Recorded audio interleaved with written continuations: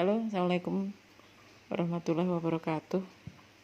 Kali ini Ibu akan menerangkan mengenai materi sel elektrolisis ya. Kemarin sudah sel volta, sekarang disambung dengan sel elektrolisis. Apa itu sel elektrolisis? Dari kata elektro dan lisis itu penguraian, elektro itu berarti elektron, berarti listrik.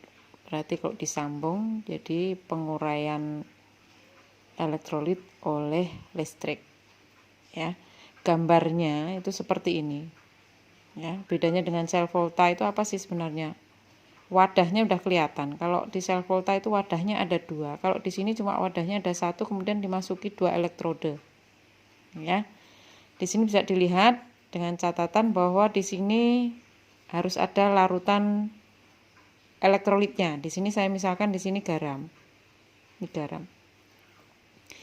Kemudian elektrode yang saya masukkan adalah karbon. Elektrode karbon itu atau grafit itu bisa kita pakai yang itu tengahnya baterai itu, yang karbon tengahnya itu bisa dipakai. Kemudian dihubungkan dengan listrik. Jadi ada beberapa komponen di sini. Ada larutan elektrolitnya, ada elektrodenya, dan ada sumber listriknya. Ya. Tetapi di situ nanti listrik itu tidak berfungsi sebagai sumber arus, tetapi hanya sebagai kutub. Ya. Nah, prosesnya, ini kemarin sudah tahu ya, kalau elektrolisis itu sebenarnya mengubah energi listrik menjadi energi kimia. Contohnya apa? Nah, contohnya misalkan pada penyepuhan. Apa itu sih penyepuhan? Penyepuhan itu melapis suatu logam dengan logam lain, ya. Misalkan emasnya itu biar kelihatan lebih bagus lagi. Biasanya kalau emak-emak itu melapis lagi dengan emas, diapain? Disepuh. Mana? Ya ke tukang emas. Ya. Nah, jalan ceritanya ini dimulai dari ini. Jadi kalau di sel volta, kutub positif dan negatifnya, ya singkatannya kemarin kalau di sel volta kapan? Katode itu kutub positif, anode kutub negatif. Kalau ini beda, kenape? Katode kutub negatif, anode kutub positif. Ya. Nah, kalau di sel volta, plus dan minusnya itu tergantung dari kemampuan logamnya untuk melepas atau menangkap elektron, atau bisa dikenal dengan harga potensial selnya. Jadi tidak bisa kalau misalkan besi disambung dengan Zn, itu pasti salah satu yang melepas elektron, satunya menangkap. Nggak boleh dibolak-balik. Kalau ini enggak. Kalau sel elektrolisis tergantung kamu elektrodenya kau rangkai dengan kutub positif atau negatif. Kalau dirangkai, nah ini kutub positif tergantung dari kamu menghubungkan di baterai itu. Kalau dihubungkan dengan positif berarti ininya nanti menjadi kutub positif. Sementara yang kau hubungkan dengan baterai negatif berarti nanti dia akan menjadi kutub negatif. Nah, kita sudah sepakat kemarin, sudah tahu bahwa katode itu kutub negatif. Berarti di sini karena dihubungkan dengan negatif berarti sebagai katode di sini. Kutub negatif karena dihubungkan dengan baterai yang negatif, katode negatif. Sementara yang anode berarti yang dihubungkan dengan positif tadi ini adalah anode. Itu ya. Jadi ini dipegang. Yang ini dipegang. Kalau peristiwanya katode dan anoda seperti halnya di sel volta. Kalau katode nanti terjadi peristiwa reduksi. Reduksi itu apa? Menangkap elektron. Elektronnya di mana? Elektronnya di kiri.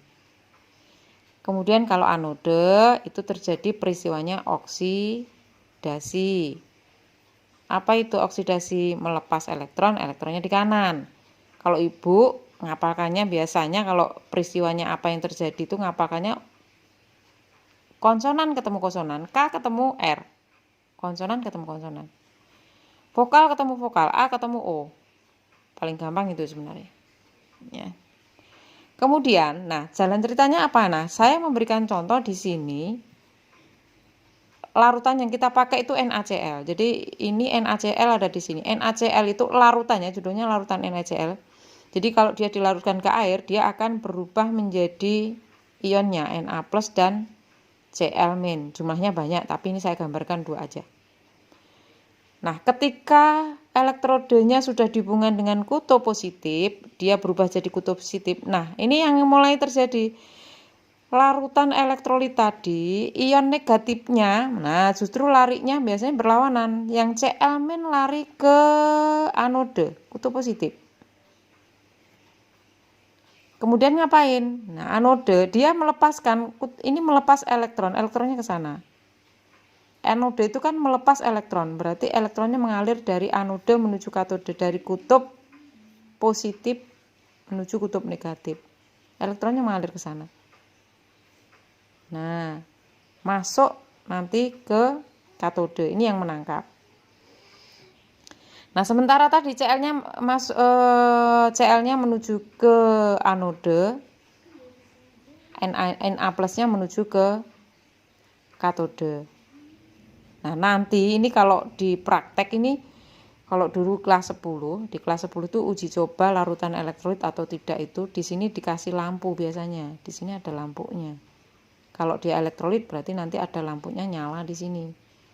Terus apalagi gejalanya selain itu? Nah, di sini muncul gelembung. Jadi indikasi dia elektrolit atau bukan itu dilihat dari nyala lampunya dan ada gelembungnya atau tidak. Nah, gelembung-gelembung inilah nanti yang kita selidiki atau kita sebut dengan reaksi yang terjadi di anode maupun di katode. Jadi gimana? Jadi kalau di kutub